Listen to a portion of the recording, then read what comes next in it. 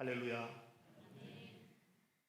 예수 그리스도께서 부활하신 이 축복의 날, 여러분 모두에게도 생명의 은혜가 가득하시기를 간절히 바라고 축복합니다. 오늘 읽었던 성경처럼 예수님은 장사 지낸 바 되셨다가 사흘 만에 성경대로 살아나셨고, 그리고 우리는 이 모든 일에 증인이 되어야만 할 것입니다. 해마다 연초가 되면 음향실 볼륨 조금만 낮춰주세요. 아주 조금만 낮춰주세요. 해마다 연초가 되면 이제 계획을 세우지 않습니까? 뭔가 올해는 이렇게 살아야 되겠다. 또 나는 이런 결심으로 살아야 되겠다 하고 결심을 하고 계획을 세우는데, 그런데 그렇게 결심을 할 때 결심과 동시에 머릿속에 스쳐 지나가는 안 좋은 생각이 항상 있거든요. 그건 뭐냐 하면 작심삼일이라는 말입니다. 여러분 모두 다 잘 알고 계시는 말이잖아요. 여러분, 작심삼일이 뭔 줄 아십니까? 작심삼일이라는 것은 결심한 것이 사흘을 넘지 못한다라는 단순한 의미가 아닙니다. 제가 이 작심삼일을 이렇게 해석합니다. 인간은 자기를 극복할 수 없는 존재다. 인간은 한계를 지닌 존재다. 아무리 계획을 세워도 자기 계획대로 살 수 있는 존재가 아니다. 이게 작심삼일이라는 표현 속에 나타나 있는 내용이라고 저는 생각을 합니다. 다시 말하면 세상에서의 3이라는 숫자는 한계, 절망, 극복할 수 없는 담벼락, 이렇게 이야기할 수 있다면, 성경에서 말하는 3이라는 숫자는 조금 다릅니다. 성경은 3이라는 숫자를 하늘의 수로 표현을 하고, 이 성경이라는 하늘의 수, 이 완전수는 처음과 중간과 마지막까지 완전무결한 진행을 상징합니다. 보통 처음은 있는데 중간으로 진입하지 못하는 경우가 있고, 처음으로부터 중간까지는 진입을 했으나 인생의 최종적인 목적인 마지막 결론을 내리지 못하고 안타깝게 이 세상을 떠나는 그런 사람들이 거의 대부분이지 않습니까? 그래서 우리는 항상 뒤돌아보면서 후회하고 아쉬움을 갖게 되죠. 아무리 행복하고 아름다운 삶을 살았던 사람이라도 돌아보면서 완벽하게 만족한 그런 삶을 사는 사람은 별로 없을 거라고 생각을 합니다. 그것이 인간의 수 3입니다. 그런데 하나님의 완전수 3은 처음과 중간과 그것을 넘어서 마지막까지를 넘어서는 완벽한 완성을 상징하는 거라는 사실을 우리가 알아야만 합니다. 다시 말하면 이 3이라는 숫자는 불완전한 우리가 완전한 자리로 나아가는 데 있어서 하나님의 도우심이 절대적으로 필요하다는 것을 성경은 우리에게 얘기하고 있는 것이고, 3이라는 숫자는, 성경에서 말하는 3은 우리가 죄로 말미암아 죽을 수밖에 없는 존재인데, 이 죄를 넘어서서 하나님의 평화를 누리는 하나님 나라의 완성을 향하여 나아갈 수 있는 존재가 될 수 있다는 것. 그건 내가 하는 것이 아니라 우리는 인간의 삶을 가진 숫자, 이런 사람인데, 그래서 내가 하는 것이 아니라 하나님이 도와주실 때, 하나님이 이끌어 주실 때 이것이 가능하다는 것을 성경은 끊임없이 우리에게 이야기를 하고 있는 것입니다. 제가 좋아하는 철학자가 있는데 키르케고르이라고 하는 사람입니다. 실존주의 철학자로 알려져 있는 분인데요. 제가 느닷없이 이 설교 시간에 철학자의 이야기를 하는 이유는 이분이 참 좋은 신앙인이었기 때문입니다. 그분의 책을 참 많이 썼는데, 그분이 쓴 책 중에서도 예배와 관련된 책도 있었어요. 그 책에서 그는 이런 얘기를 합니다. 그 당시의 교회나 오늘의 교회나 거의 비슷한 것 같아요. 교회 안에는 연기자와 관객이 있다. 연기자는 목사고 설교자고 관객은 회중들이다. 이렇게 얘기하면서 이 무너진 예배를 신랄하게 지적하기도 했습니다. 여러분들 이제 킬케고르의 얘기대로 한다면 여러분들이 관객이라는 얘기인데, 근데 그는 그런 얘기합니다. 예배당 안에는 목사나 아니면 예배를 함께 하고 있는 회중들이나 모든 사람들이 하나님을 우러르며 하나님과 역동적인 교제를 나누며 예배하는 행위가 이루어져야 한다. 그런 의미에서 우리 모두는 다 예배의 참여자가 되어야 된다. 이런 얘기를 합니다. 여러분, 이 시간에 관객이 되시면 안 되고 좋은 강연을 들어러 와서 강연을 듣는 청중과 같은, 학생과 같은 이런 태도로 예배를 드려서는 안 됩니다. 이 시간 여러분 앞에서 하나님이 계시고 하나님이 말씀하시고 그 말씀을 저나 여러분이 직면하여 듣고 있는 이런 역동적인 자리가 되어야만 합니다. 근데 그 킬케고르이 무슨 얘기하느냐 하면 인간의 이 연약함에 대한 얘기, 이 연약함으로부터 완성된 자리에까지 나아가는 과정을 3으로 설명을 합니다. 3으로.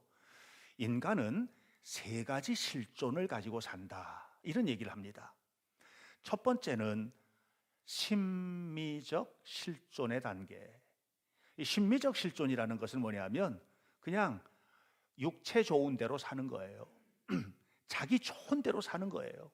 잘 먹고 잘 살면 된 거예요. 좋은 집에서 살면 오케이. 그러니까 이 심미적 실존의 단계는 철저하게 육체의 만족만을 위해서 사는 겁니다. 이것은 모든 인간들이 다 가지고 싶어 하는 것인데, 그런데 좀 성숙한 사람은 한 단계 높아져서 어떻게 하는 것이 바른 길인가, 이걸 생각한다는 거예요. 그러니까 잘 먹는데 중요한데, 잘 먹는 게 중요한데 어떻게 바르게 잘 먹을 것인가. 여러분, 우리가 잘 사는 게 중요한데 어떻게 정직하게 돈을 벌 것인가, 여기에 관심을 갖는 단계로 올라가요. 이게 이제 도덕적 실존 또는 윤리적 실존의 단계라고 이렇게 표현합니다. 그런데 사람들이 아무리 육체적으로 만족하고 또 이 도덕적으로 그렇게 산다고 하더라도 완성된 게 아니라는 거예요. 진짜 인간의 완성은 어디 있느냐? 아무리 윤리적으로 살고 도덕적으로 살고 또 최선을 다해서 부유하게 살고 해도 그래도 하나님이 없이 사는 것은 실패다라고 얘기합니다. 그래서 우리의 모든 무너진 것들과 연약함들이 하나님의 손에 잡히는 단계까지 올라가야 되는데 이것을 영적 실존이라고 얘기합니다. 다시 말하면 여러분, 하나님이 아니면 우리는 언제나 삶이라는 한계에 부딪히는 거예요. 그런데 하나님이 함께 하시면 우리는 삶이라는 완성을 보게 되는 거예요. 무슨 말인지 이해되세요? 여러분 모두가, 저는 이 땅을 살아가는 동안에 정말로 하나님과 함께 동행하며 거룩한 축복, 거룩한 완성, 하나님의 영광을 나타내는 이 삶을 살아가는 성도들이 되시기를 축복합니다. 어린아이들이 태어납니다. 그러면 웁니다. 왜 울어요? 배고프니까 우는 거예요. 그러니까 이 아이는 육체만 알아요. 점점 자랍니다. 그러면서 철이 든다는 게 뭐냐? 아, 옳고 그른 것이 무엇이로구나, 이렇게 알아가는 거예요. 그런데 그 자리에서 도약을 하는 사람은 위를 바라보고 땅만 있는 것이 아니라 하늘이 있구나, 이 세상만 있는 것이 아니라 하나님의 심판대가 있구나, 우리가 내 힘으로 할 수 없는 일이지만 하나님께서는 하시는구나 하는 것을 알고 주님을 믿고 진실로 믿고 하나님 앞에 살아가는 겁니다.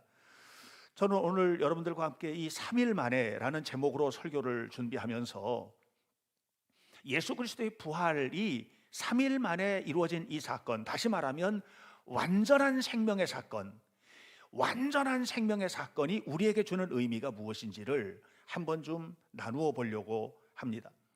이 말씀을 준비를 하다가 제가 붙들게 된 본문이 하나 있는데 오늘 소개는 안 했습니다만은 다 알고 계시니까는요. 창세기 22장입니다. 창세기 22장에는 아브라함이 100살 되어서 낳은 아들을 이삭을 데리고 모리아 산에 가서 번제를 드리는 이 장면이 나와 있어요. 그러니까 여러분, 100살 되어서 낳은 이 아들을 모리아 산에 가서 번제를 드려라, 하나님께서 이렇게 이야기를 했거든요. 그리고 그곳에 가서 이삭을 묶어서 번제를 드리게 됩니다. 뭐 결과적으로는 안 드렸습니다만은 하나님께서 막으셨기 때문에. 근데 이제 과정 중에는 그런 이야기가 진행이 돼요. 그래서 유대인들은 이 이야기를 아케다 스토리라고 합니다. 아케다라는 말은 히브리 말, 이 이스라엘 말인데 묶어버린다, 결박당했다, 이런 뜻입니다. 그러니까 한 인간이 결박당하는 이야기, 결박되어서 완전히 하나님 앞에 드려지는 이야기, 이 이야기가 이제 창세기 22장에 나타나 있는 것입니다. 창세기 22장은 이렇게 시작됩니다. 어느 날 하나님께서 아브라함에게 네 아들 네 독자 이삭을 모리아 산에 가서 번제로 드려라, 이렇게 말씀을 하셨습니다. 그리고 이삭을 데리고 모리아 산을 향하여 걸어갑니다. 모리아 산은 나중에 솔로몬이 성전을 지은 곳입니다. 나중에 솔로몬이 성전 지은 곳이 모리아입니다. 또 솔로몬이 성전을 지으신 산이 모리아 산인데, 그런데 이 모리아라고 하는 이 단어가 가지고 있는 것은 어떤 말이냐면 이런 게 있잖아요. 설악산 그러면 설악이라는 말이 의미가 있잖아요. 백두산 그러면 항상 하얀 눈이 덮여 있어서 백두산이잖아요. 이렇게 의미가 있잖아요, 그죠?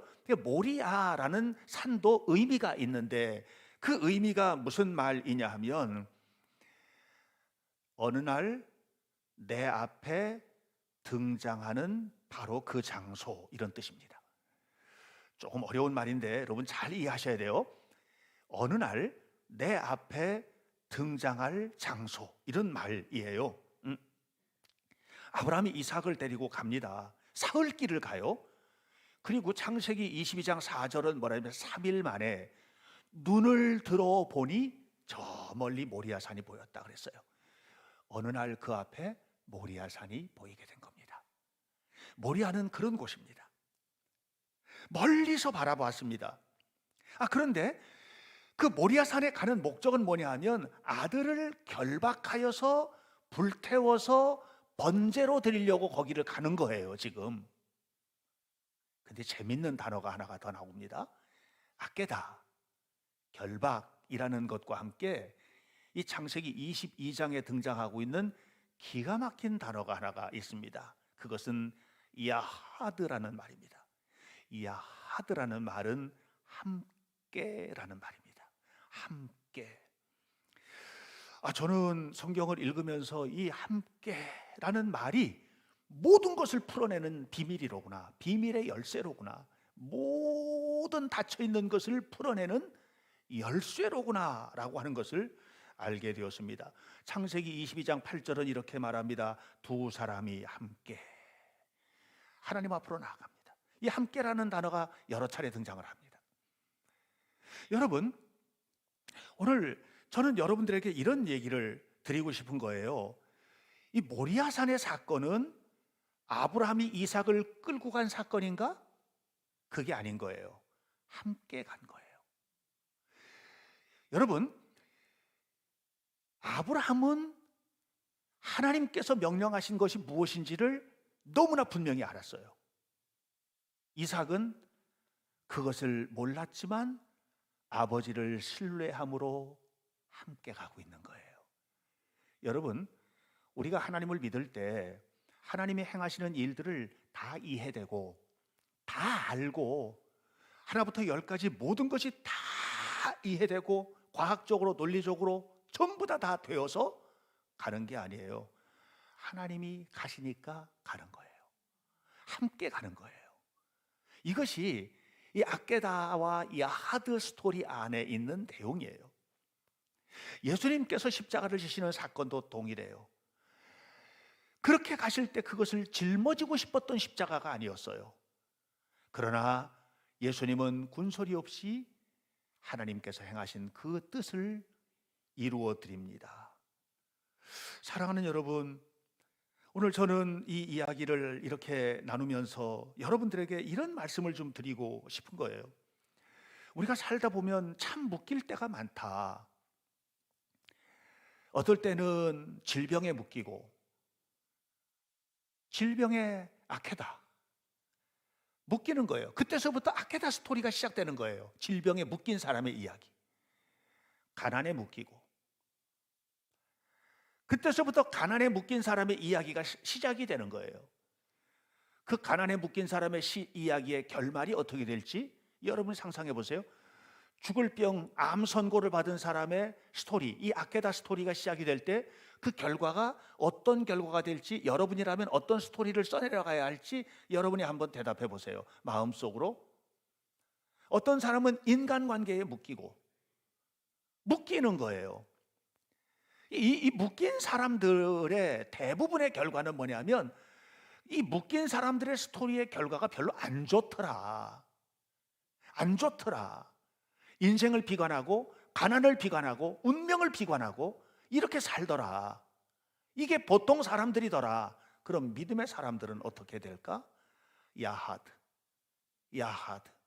뭐예요? 함께 묶이는 거예요. 하나님의 손에 묶이는 것이지 질병에 묶이는 것이 아닌 거예요. 하나님의 손에 잡히는 것이지 가난에 묶이는 것이 아닌 거예요. 우리는 안 믿는 사람보다 힘이 더 세서 이기는 게 아니고요. 우리는 안 믿는 사람보다 더 똑똑해서 이기는 게 아니에요. 하나님과 함께 있기 때문에 이기는 거예요. 하나님께서 이끌어 주시니까 이기는 거예요. 그러면 여러분, 하나님 안에 있다면 안심하시기를 축복합니다. 주님과 동행하는 복된 삶을 살아가시기를 바랍니다. 또 한 가지 중요한 것을 여러분들에게 좀 말씀드리고 싶은 건 이런 거예요. 아브라함이 이삭과 함께 가는데 같이 갔잖아요. 그러면 아브라함이 이삭을 강요해서 끌고 갔을까? 여러분, 끌고 가는 건 한계가 있습니다. 자녀들을 교육할 때도 부모가 끌고 가는 것은 언제나 한계가 있습니다. 여러분의 신앙, 자녀들에게 거룩한 신앙의 전수가 이루어졌으면 좋겠는데 끌고 가서 끌려오는 게 아닙니다. 부모가 갈 때 그 걸음을 함께 갈 수 있는 인격적, 신앙적, 영적 공감대가 이루어져 있는지 여러분 자신을 점검하세요. 내가 걸어가는 걸음을 내 아들은, 내 딸은 함께 걸어갈 것인지, 어디로 가는지를 알지 못해도 아버지에 대한 신뢰 때문에 함께 걸어갈 수 있는 그 걸음을 갈 수 있는 것인지, 이 부분을 여러분 스스로가 점검하셔야 해요. 부부도 함께 가셔야만 합니다. 같이 살면 부부가 아닙니다. 여러분, 지금 집에서는 함께 사는데 전혀 함께가 아닌 사람들이 너무나도 많습니다. 함께 가야만 합니다. 함께. 야하드가 실천돼야만 합니다. 모든 것이 좋기 때문이 아닙니다. 모든 것이 좋기 때문에 함께 가는 것이 아닙니다. 모든 것이 100% 완벽하기 때문에 함께 가는 것이 아닙니다. 우리는 하나님을 믿는 사람이기 때문에 가는 겁니다. 하나님을 믿는 우리는 하나님이 하실 일을 믿기 때문에 가는 겁니다. 모리아 산에 도착하게 될 것을 믿기 때문입니다. 모리아는 어떤 곳입니까? 어느 날 갑자기 내 앞에 드러날 그곳. 어느 날 갑자기 내가 이 길을 걸어갔을 때 내 앞에 드러날 그 성공, 그 치유, 그 축복. 내가 최선을 다해서 하나님 앞에 살았는데 이렇게 산 삶의 결과로 하나님은 어느 날 나에게 놀라운 은총을 부어주시는 모리아산이 갑자기 눈을 들었더니 드러나 있더라 말이죠. 이 삶은 우리의 노력의 결과가 아니라 하나님의 축복의 결과임을 기억하시기를 바랍니다. 그러므로 과거에 묶이지 마십시오. 과거는 뭡니까? 과거는 내가 경험했던 현실적인 사건입니다. 진짜로 있었던 일이에요. 그런데 사람들은 진짜로 있었던 일이기 때문에 너무나 확실하게 묶여요. 깨다 되는 거예요, 거기에. 그렇게 묶여버려서 어떤 일이 벌어지게 되느냐, 그렇게 묶이니까 미운 사람은 영원히 밉고, 싫은 사람은 영원히 싫고, 안 좋은 거는 영원히 안 좋고, 우리는 그렇게 살아서는 안 되는 사람들이에요. 우리는 그리스도 안에서 하나님 나라를 살아야 되는 사람들이기 때문에 원수도 사랑하고 미워하는 사람도 품에 안고 이렇게 살아야 되는 사람들이지, 미운 거는 영원히, 왜 그래요? 과거에 묶여서 그래요. 그런데 과거에 이렇게 묶이면 실제로는 하나님과도 함께 하지 않는 사람이에요. 이런 사람은 하나님의 거룩한 성령님과 함께하는 사람이 아니에요. 진짜로 예수를 믿는 것은 그렇게 시시하지가 않아요. 저는 여러분들이 시시하게 믿지 마시기를 바랍니다. 잘 믿으세요. 그러면 여러분 앞에 뭐가 나타나? 모리아, 축복의 산이 나타나게 될 줄로 믿습니다. 올림픽 종목 중에서 클레이 사격이라는 사격 종목이 있는데요, 진흙덩어리가 날아가면 총을 쏴서 날아가는 진흙덩어리 표적을 맞추는 겁니다. 그런데 이 클레이 사격이 되게 신기한 인간의 특성을 보여줍니다. 자, 보세요. 여기서 펑 하고 클레이를 쏴요. 진흙덩어리예요.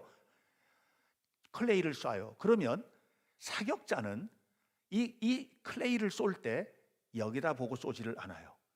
엄한 데다가 쏴요. 이렇게. 왜 여기다가 쏠까요? 클레이는 여기서 날아오는데 왜 엄한 데다가 쏠까요? 여기다가 쏠까요? 그 이유는 뭐죠?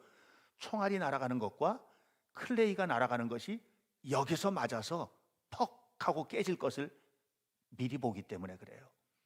미리 보는 능력은 인간에게만 있는 겁니다. 동물에게는 없습니다. 앞으로 무슨 일이 일어날 것을 예측하는 능력, 앞으로 일어날 것을 바라보는 능력, 이거는 인간에게만 주신 특별한 하나님의 은총입니다. 짐승은 못합니다. 아무것도 못합니다. 여러분, 예수님은 십자가에 달려 죽으셨는데 십자가에 돌아가실 때 사흘 후에 일어날 부활을 미리 예고하셨습니다. 오늘 성경에도 그 얘기를 하지 않습니까? 미리 보는 존재라는 거예요. 인간을 말할 때 히브리어로는 아담이라고 하거든요. 이게 사람이란 뜻이에요. 그런데 아담이라는 말은 흙이라는 말이에요. 흙. 라틴어에서도 인간을 말할 때 호모라고 하죠. 그래서 생각하는 인간, 그러면 호모 사피엔스 이렇게 말하지 않습니까? 이 호모라는 말은 후무스라는 라틴어에서 왔는데, 이 후무스라는 말은 뭐냐? 흙이라는 뜻이에요. 근데 신약 성경은 전혀 다른 얘기를 해요. 신약 성경에서는 사람을 표현할 때 뭐라고 표현하냐면 안트로포스라고 해요. 안트로포스라는 말은 무슨 말이냐면 앞을 내다보는 존재, 그런 뜻이에요. 안트로포스라는 말이에요. 안트로포스, 앞을 내다보는 존재다, 이런 말이에요. 여러분, 신약 성경이 어떤 책이냐? 예수님이 이 땅에 오심으로 우리의 운명을 완전히 바꾸는 사람들의 이야기고요. 신약 성경은 구약 성경에서 말하던 그런 얘기가 아니라 하나님이 직접 보여줘서 하나님이 함께 하신 삶을 살았던 사람들의 스토리예요. 그러니까 신약 성경은 철저하게 야하드 스토리예요. 함께 하시는 하나님의 스토리예요. 예수님을 뭐라고 그랬어요? 하나님이 우리와 함께 계신다. 이게 야하드예요. 이 이야기가 신약 성경의 스토리예요. 그러다 보니 하나님께서 우리에게는 뭘 주셨느냐면 내다보고 앞서보고 예측하고 예상하는 것을 주셨어요. 그래서 알 수 있어요. 이렇게 믿으면 복을 받겠다 하는 거 알 수 있고요. 이렇게 믿으면 하나님은 사랑받겠다 하는 것도 알 수 있고요. 내가 이 땅에서 예수님을 믿으면 천국 간다는 것도 알 수 있는 거예요. 하나님이 우리를 그렇게 만들어 주셨기 때문에 그렇습니다. 그런데 이렇게 우리가 예수님을 믿고 믿음으로 살 때 하나님께서 우리에게 주신 놀랍고 큰 축복이 있는데, 그것은 뭐냐면 하마콤이라는 축복이에요. 하마콤은 뭐냐면 천국을 표현하는 거거든요. 천국. 유대인들은 이 하마콤을 예루살렘을 하마콤이라고 하고, 또 그들이 죽으면 갈 천국을 하마콤이라고 해요. 우리가 죽어서 갈 곳도 하마콤이에요. 그런데 이 하마콤은 또 다른 의미가 있어요. 어떤 의미가 있냐? 네가 살고 있는 그곳, 이런 뜻이에요. 거기가 천국이래요. 여러분이 살고 있는 곳이 천국이세요? 천국이세요? 아니세요? 여러분이 살고 있는 집이 천국이세요? 여러분이 다니고 있는 직장이 천국이세요? 거기가 하나님 나라세요? 여러분 만나는 모든 사람들이 정말 천국에서 만나는 성도처럼 그렇게 행복하십니까? 그러십니까? 그렇다면 뭐가 문제가 있는 거예요? 바로 네가 서 있는 그곳이 천국일 때는 한 가지 조건이 있다는 거예요. 그건 뭐냐면 내가 예수님과 함께 할 때, 이 말이에요. 내가 예수님과 함께라면, 내가 하나님과 함께라면 내가 있는 모든 것은 천국이 되는 거예요. 자, 보세요. 예수님이 십자가에서 못 박혀 죽으셨어요. 십자가에서 못 박혀 죽으셨어요. 그것은 예수님께서도 짊어지기 싫어하셨던 곳이에요. 너무 큰 고통스러운 거니까 겟세마네 동산에서 지나갔으면 좋겠다고 말씀하셨던 곳입니다. 그런데 그 위에서 뭐라고 하십니까? 하시고 싶은 얘기 다 하셨습니다. 용서도 하시고 사랑도 하시고 축복도 하시고, 지난 금요일 날 함께 나눴던 성금요일 예배 때 7말씀 속에 다 담겼습니다. 그리고 마지막에 뭐라고 그러셨어요? 다 이루었다 이러셨잖아요. 하시고 싶은 일 다 하셨고 마지막에 뭐예요? 하나님의 뜻을 다 이루었다 그러셨어요. 예수님은 십자가에 묶였는데 가시관이 못 박힌 못이 예수님을 결박을 못해요. 그곳에 죽었고 무덤 속에 갇히셨죠? 근데 3일 만에 완전한 생명으로 살아나셨어요. 예수님은요, 십자가도 천국이고 무덤도 천국이에요. 주님과 함께 있는 곳이라면 어디든지 천국이에요. 왜? 부활에 대한 예측, 부활하시는 주님에 대한 예상, 안트로포스, 주님을 바라보면서 앞으로 되어질 일, 나는 부족해, 나는 작심삼일의 존재, 한계를 가진 인간이지만 하나님의 삶은, 하나님의 삼일은, 십자가로부터 무덤과 부활에 이른 하나님의 삼일은 나를 완성시키기 위해서 주신 삼일이고, 나를 완전히 세워주는 삼일이고, 이 삼일을 성공하기 위해서 우리는 세상에 묶이고 명예에 묶이고 욕망에 묶이는 존재가 아니라 우리는 어떤 존재? 하나님께 묶이는 존재, 하나님께 묶여서 하나님과 함께하는 삶을 살아가는 사람. 그러므로 앞으로 올 일을 걱정하지 않고 뒤를 돌아보며 원망하지 않고 내가 서 있는 이곳이 하나님이 가장 크게 역사하시는 장소임을 믿고 하마콤, 천국, 하나님께서 역사하시는 현장임을 믿고 고백하는 이런 삶을 살아가게 되는 것입니다. 사랑하는 여러분, 전 여러분에게 오늘 묻고 싶습니다. 여러분의 삶은 어떠셨습니까? 여러분은 과연 주님과 함께 동행하는 삶을 살고 있습니까? 여러분, 예수님의 제자들이 예수님 십자가 달리시기 전에 마가다락방에서 성찬식을 하셨잖아요. 예수님과 함께 유월절 식사를 함께 해서 얼마나 행복했습니까? 맛있는 식사를 주님과 함께 먹었어요. 예수님이 십자가 죽으신 후에 제자들이 그 자리에 다시 모였는데 그 자리는 두렵고 떨리고 불안하고 고통스러운 자리였습니다. 여러분, 장소가 여러분에게 천국을 제공하는 게 아닙니다. 그런데 그 자리에 주님이 오셨습니다. 그 떨리는 자리에, 고통스러운 자리에 주님이 오셨습니다. 그리고 숨을 내쉬며 말씀하셨습니다. 평화가 너희들에게 있기를 바란다, 이렇게 말씀하셨습니다. 그리고 그들에게는 평화가 임했습니다. 왜요? 예수님과 함께 하였기 때문입니다. 저는 우리 현대교회 성도들 모두가 다 주님과 함께 가는 이 거룩한 3일의 순례를 감당하시게 되시기를 축복합니다. 여러분은 진정으로 복받기 위하여 하나님 앞에서 어떤 삶을 살고 계십니까? 여러분은 과연 부부가 가정 안에서 함께 하고 있습니까? 여러분 자녀는 여러분이 걸어가는 걸음을 정말로 신뢰함으로 함께 따라갈 수가 있겠습니까? 여러분이 무엇을 하든 간에 여러분이 있는 그곳에 하나님께서 함께 계심을 믿습니까? 그렇다면 여러분 신앙이 달라져야 됩니다. 삶도 달라져야만 합니다. 세상 사람들처럼 그렇게 살아서는 안 됩니다. 좀 더 나은 내가 되기 위하여, 좀 더 나은 미래를 바라보면서 하나님 앞에 살아가도록 우리에게 주신 선물은 3일입니다. 3일은 뭐냐? 십자가와 죽음의 무덤, 그리고 부활로 이어지는 완벽한 하나님의 이끄심의 3일입니다. 저는 여러분들이 지금 이곳에 있는 이 자리가, 지금 여러분이 살고 있는 삶의 자리가 마치 결박되어 있는 이삭처럼, 십자가에 못 박힌 예수님처럼 고통스러운 자리라 할지라도 여러분이 진실로 하나님을 믿고 있다면 분명히 여러분 앞에 모리아가 나타나게 될 것입니다. 여러분이 기대하는 그것, 하나님이 주시고 싶은 그것이 여러분 앞에 나타나게 될 것입니다. 며칠 만에? 3일 만에 그 3일이 여러분의 시간이 되시기를 주님의 이름으로 간절히 축복합니다. 기도하겠습니다. 살아계신 아버지 하나님, 우리 모두는 다 두 발을 굳게 딛고 일어서 살아계신 하나님을 바라보며 하나님 앞에 살아가는 성도가 되게 하옵소서.